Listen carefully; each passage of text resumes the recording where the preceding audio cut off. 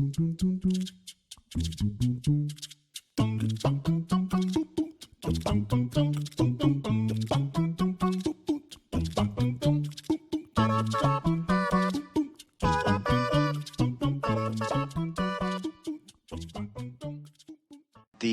challenge I've had with using law of attraction in therapy, it's been really fun with individuals, but with couples, when I say, it's not your partner's fault, it's not your partner's deal, why you feel so upset, and try to go that route. People don't like to hear that. And I've been reaching for better words and ways to make interventions with couples, but... Well, we started here today, didn't we? Right. We are offering what we know to be, and we understand that when someone is outside the vortex, looking right at the factual evidence of what has happened in their life, they often don't want to hear what sounds like mumbo jumbo to them. Right. They want you to explain that. So somehow you have to convince them that you are explaining that. And here's the way we approach that. We say to people, in the beginning, when we talk about the law of attraction and about harness your own vibration so that you are cooperating with law of attraction, when you decide to be a deliberate creator of your experience, many people at first really like the idea of that. Oh, I will have control of my experience. But what they often have misunderstood, they think, oh, I will have control of the way other people are behaving in my experience. Right. Because it's the other people that have been giving me so much grief, is really what most people feel. They've been reacting to life, and they fervently desire to find some way of controlling that behavior so that when they observe it, they can feel better. So you have to make them understand that in this law of attraction-based universe, there is no such thing as no. You cannot look at what is not wanted and shout no at it without holding yourself in vibrational alignment with the thing that you do not want. So just state the law as you know it to be. When you say yes to something, you get more of it. When you say no to something, you get more of it. So start saying yes to more of the things that your partner offers that you want, and then shut up about the things that your partner is offering that you don't want until you train yourself not to have those unwanted things in your vibration. Now, people don't want to hear that. They don't want to hear you say you're getting it because you're asking for it, because they don't think they're asking for it. They're getting it and they don't even want it. Why would they ask for something that they don't even want? So you have to help them to understand that the law of attraction is not discriminating against them. It is always giving them what's active in their vibration. And then, even though they're sitting there shaking their head at you, say, do me a favor and play a game this week before I see you again. And here's the game. Get a notebook and sit down, not together, and write a list of positive aspects about your mate. And don't make it up. Don't stretch. Don't say she's the perfect body weight when you think she's overweight. Don't say that. Don't say she's a great cook when you can't eat anything she makes. Don't say that. Don't make it up. Don't challenge yourself with it. Just write the things. And something that really works well is to remember how you felt when you met. Write about those first days, that first encounter, how that first loving felt. Write about that. And then say to them, just write about it. Just write about it. Don't make it up and don't lie to yourself about it, but just try to emphasize the aspects of your partner that you really appreciate. And don't talk to each other about it. Just do it privately. And we'll talk next time we are together.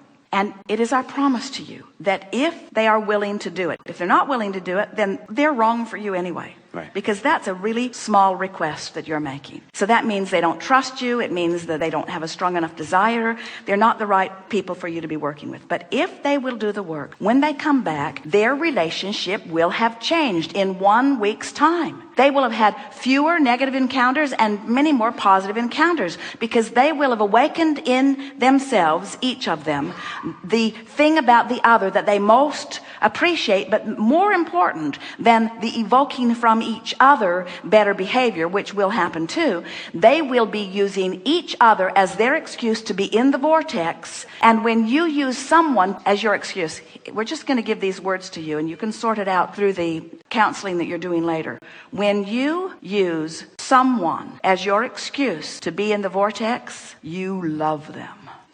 You love them because you can't be in the vortex unless you are focused in that way. So when you use someone, deliberately use someone to be your excuse to be in the vortex, source fills you.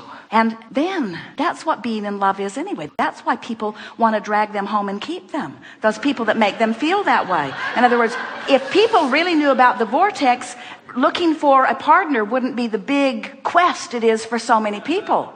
There would be more programs about getting into the vortex and far fewer about finding a mate. Seriously, because there isn't anything that anyone wants for any other reason than they believe they will feel better in the having of it, you see.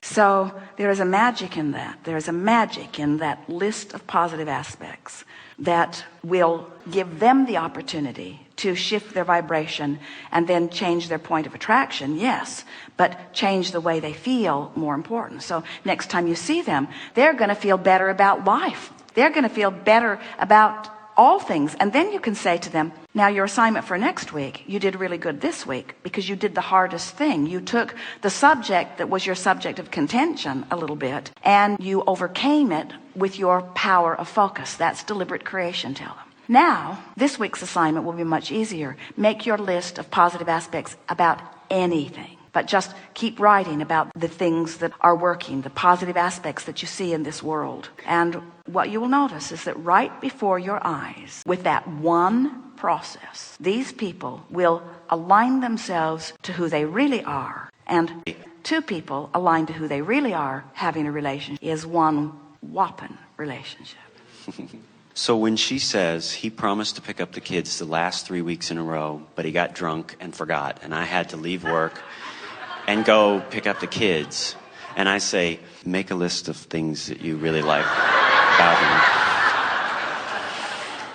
Well, you see, they don't have a chance finding improvement from you because you don't believe in them.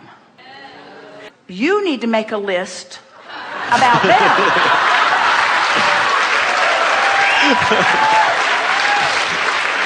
Because the exact same thing. They've trained each other into expecting rotten results because they're just watching the evidence of the rotten results. And you're just doing the same thing. Right. That's what it feels like. So when you make your list and you believe that they can change and then you'll get all on fire with who you are and you'll explain to her that the reason he gets drunk is because he's trying to get in the vortex and it's the only way he knows how to get in. But that's too much information for them right now. But you have to know it. You have to know that he drinks because it's the only way that he can ease the pain of not being in the vortex. So now your quest, when you see someone like that as a teacher and a healer and uplifter, the other side of that bounce is you want more than life itself to call this guy into the vortex. So you don't care what her terrible attitude about him is. Your desire is to get him into the vortex. And your desire is to see her seeing him in the vortex. And until you do that, you are of no value to them. And that's all in the privacy of my own process, right? In my own mind. Certainly, but it would not be such a terrible thing if you were to say to them, you know, I really like you too, and I've been really thinking a lot about you. And I have a lot of techniques that are really effective, that really work with people. But when I thought about teaching them to you, I also thought, you're probably not going to have any of it. In fact, I said to myself, I'm going to say this and she's going to say this. And then I realized I couldn't teach you because I let you convince me that you were broken. Wow. Yeah. And as long as I let you, because you think you're broken and you're displaying it so perfectly that you convinced me that you were broken. And so then I started getting all balled up because I didn't know what to do with you. And then I remembered, hey, they're not broken. They have powerful desires that this perfect relationship has helped them carve out. They deserve to feel good and they deserve to be in love, and they were in love at one time and they want to be again. And the reason that they're here is because they still want to be in love and they want to feel good. And I know that I have knowledge that will help you, and I decided I was not going to let you train me into your negative expectation. I'm going to train you into my positive expectation. So I sat up a few nights and I thought about you. I didn't let myself see you as you are. I remembered instead who you really are. And as I remembered who you really are, I know that you two are in love, and I know that you two are good together. I know that the basis of this relationship is a strong and stable one. And I have so brought those images to my mind that I am determined that I will stand here as the complete conveyor of my absolute knowledge that you are great together. And what I need you to do so that you'll know it like I know it, and then say, oh, it's easier for me because I don't live with you two annoying people. So it's easy for me, but it's not as hard as you think it is. And here's what you got to do. Step 1, make a list of positive aspects about each other. And don't give me any grief about it. I know you can do it. She's hot. Thank you.